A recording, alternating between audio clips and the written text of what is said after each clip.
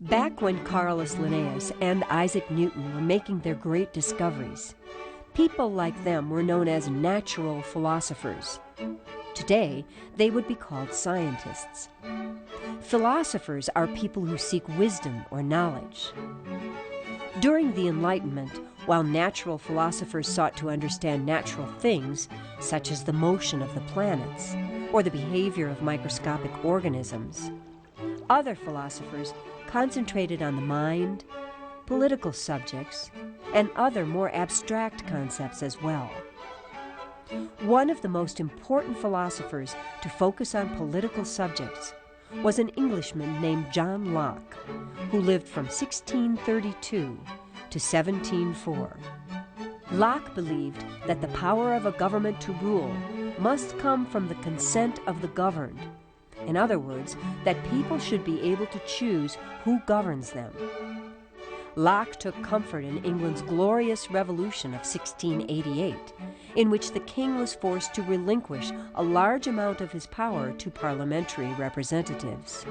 He promoted the idea that every human being was born with three basic natural rights: those of life, political equality or liberty, and the ownership of property. Locke also promoted freedom of the press, educational reform, and religious tolerance, and called for the overthrow of governments that failed to protect basic human rights.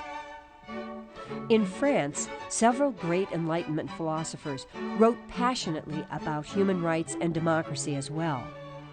French philosopher Voltaire, for example, championed the idea of freedom of speech with his famous statement, "I disapprove of what you say, but will defend to the death your right to say it." While another Frenchman, Montesquieu, called for a complete separation of powers to maintain balance in government, which was to be accomplished by creating separate legislative, executive, and judicial branches of government.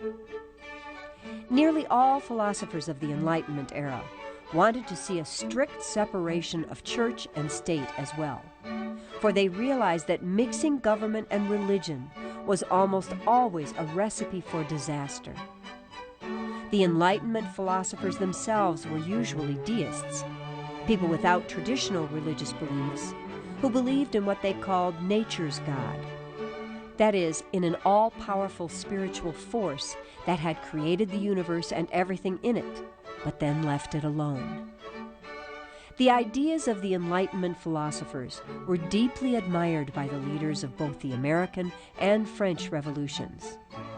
In fact, Thomas Jefferson fell back on them time and time again when he was composing the Declaration of Independence, as did the framers of the United States Constitution when they worked out a plan of government for the new American democracy.